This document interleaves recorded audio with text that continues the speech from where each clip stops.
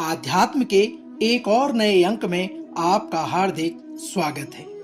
दोस्तों, आज के अंक में हम भगवान शनिदेव से जुड़ी एक विशेष कथा का वर्णन करने जा रहे हैं, जिसमें राजा विक्रमादित्य और शनिदेव व्रत कथा का व्याख्यान आपके बीच में किया जाएगा। दोस्तों, हर व्यक्ति के जीवन में शनिदेव की अहम भूमिका होती है। अगर कुंडली में शनि सबसे अच्छी स्थिति में हो तो यह व्यक्ति को बहुत ही कम समय में बड़ी सफलता देता है। इसलिए मनुष्य को हर संभव प्रयास करके भगवान शनिदेव को प्रसन्न करना चाहिए। तो आइए प्रारंभ करते हैं भगवान शनिदेव और राजा विक्रमादित्य से जुड़ी इस कथा को। दोस्तों, एक समय की बात है। सभी नवग्रह सूर्य, चंद्रमा, मंगल, बुध, बृहस्पति, शुक्र, शनि, राहु और केतु में विवाद पड़ गया। उनमें से सबसे शक्तिशाली कौन है, इस विषय को लेकर सब आपस में लड़ने लगे। और जब कोई निष्कर्ष नहीं निकला तो वे सब देवराज इंद्र के पास समाधान के लिए जा पहुंचे। इससे इंद्र भयभीत हो गए और उन्होंने यह निर्णय लेने में असमर्थता व्यक्त की। उन्होंने कहा कि इस समय पृथ्वी पर राजा विक्रमादित्य हैं, जो बहुत न्यायप्रिय हैं। वे ही इसका निर्णय कर सकते हैं। दोस्तों, इंद्र के इस प्रकार के वचन कहने पर सभी ग्रह एक साथ राजा विक्रमादित्य के पास पहुंचे और अपना विवाद उनसे कहा। साथ ही उनसे यह भी कहा कि हम में से कौन श्रेष्ठ है, इसका निर्णय भी वही करें। राजा इस समस्या से अति चिंतित हो उठे, क्योंकि वे जानते थे कि जिस किसी को भी उन्होंने छोटा बताया वही कुपित हो उठेगा। तब राजा को एक उपाय सूझा। उन्होंने स्वर्ण, रजत, कांस्य, पीतल, सीसा, रांगा, जस्ता, अभ्रक और लोहे से 9 सिंहासन बनवाए और उन्हें इसी क्रम में रख दिया। फिर उन सब से निवेदन किया कि आप सभी अपने अपने सिंहासन पर स्थान ग्रहण करें। जो अंतिम सिंहासन पर बैठेगा वही सबसे छोटा होगा। इस अनुसार लोह का सिंहासन सबसे बाद में होने के कारण शनिदेव सबसे बाद में बैठे, तो वही सबसे छोटे कहलाए। शनिदेव ने सोचा कि राजा ने यह सब जानबूझकर किया है। उन्होंने कुपित होकर राजा से कहा, हे राजा, तू मुझे नहीं जानता। सूर्य एक राशि में 1 महीना, चंद्रमा 2.25 महीने 2 दिन, मंगल 1.5 महीना, बृहस्पति 13 महीने व बुध और शुक्र 1-1 महीने विचरण करते हैं। परंतु मैं 2.5 से 7.5 साल तक रहता हूँ। बड़े बड़ों का मैंने विनाश किया है। श्री राम की 7.5 आने पर उन्हें वनवास हो गया और रावण की जब 7.5 आई तो उसकी लंका को बंदरों की सेना से परास्त होना पड़ा। अब तुम सावधान रहना। ऐसा कहकर कुपित होते हुए शनिदेव वहां से चले गए। अन्य देवता खुशी-खुशी अपने नगर को वापस चले गए। दोस्तों, कुछ समय बाद राजा की 7.5 आ गई। तब शनिदेव घोड़ों के सौदागर बनकर वहां पर पहुंच गए। उनके साथ कई बढ़िया घोड़े थे। राजा ने यह समाचार सुन अपने अश्वपाल को अच्छे घोड़े खरीदने की आज्ञा दी। उसने कई अच्छे घोड़े खरीदे व एक सर्वोत्तम घोड़े को राजा की सवारी हेतु चिन्हित कर लिया। राजा जो ही उस पर बैठा, वह घोड़ा सरपट वन की ओर भाग निकला। भीषण वन में पहुंच वह अंतर्ध्यान हो गया और राजा भूखा प्यासा भटकता रहा। दोस्तों, तब एक ग्वाले ने उसे पानी पिलाया। राजा ने प्रसन्न होकर उसे अपनी अंगूठी दान दे दी। वह अंगूठी देकर राजा नगर को चल दिया और वहां अपना नाम उज्जैन निवासी वीका बताने लगा।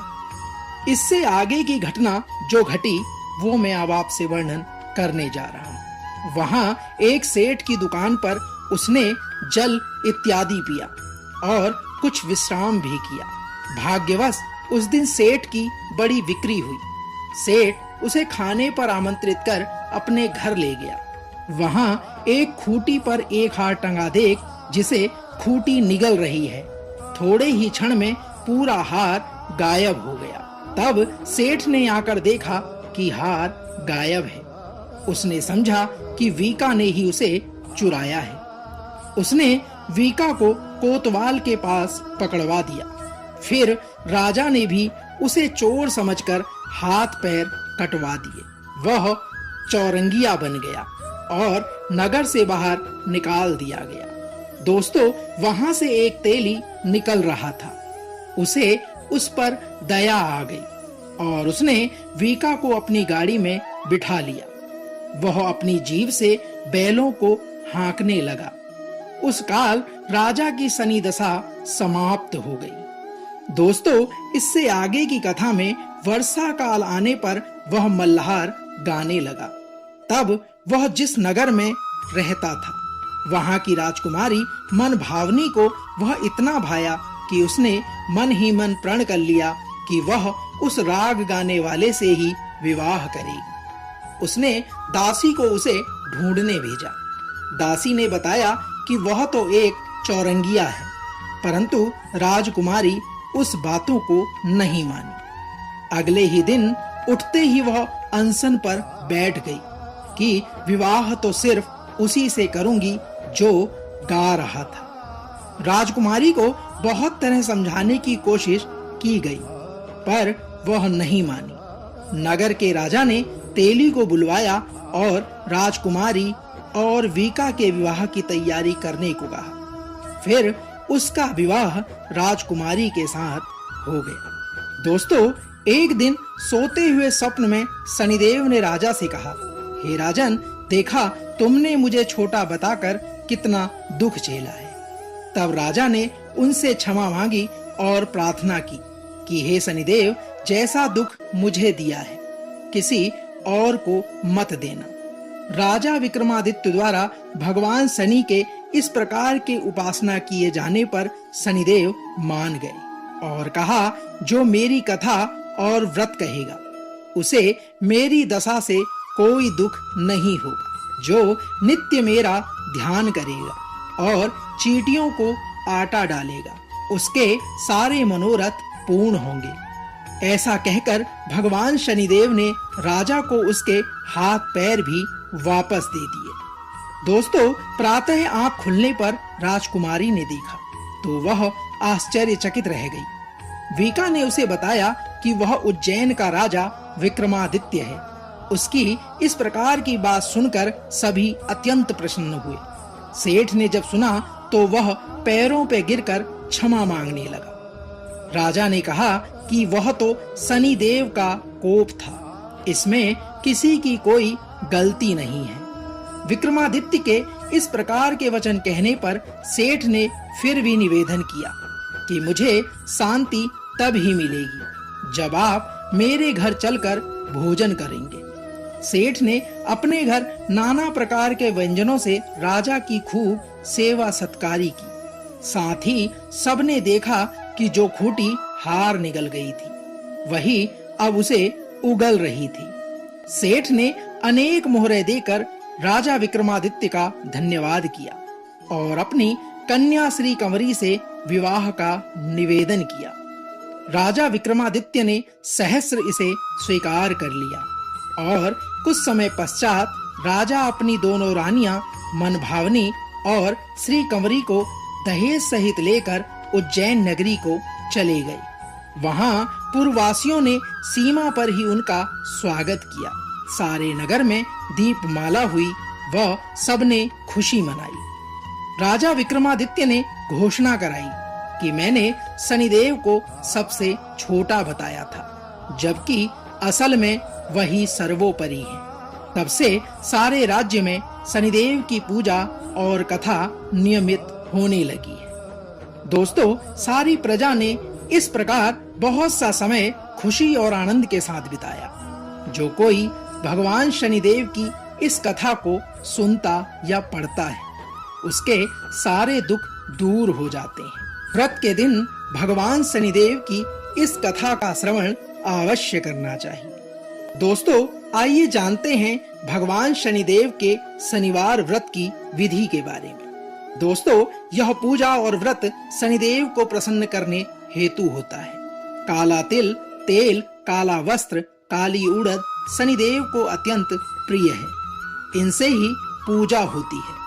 शनिदेव का स्तोत्र पाठ करके शनि स्तोत्र शनिवार का व्रत यूं तो आप वर्ष के किसी भी शनिवार के दिन शुरू कर सकते हैं, परंतु श्रावण मास में शनिवार का व्रत प्रारंभ करना अति मंगलकारी है। इस व्रत का पालन करने वाले को शनिवार के दिन प्रातः ब्रह्म मुहूर्त में स्नान करके शनिदेव की प्रतिमा की विधि सहित पूजा अर्चना करनी चाहिए।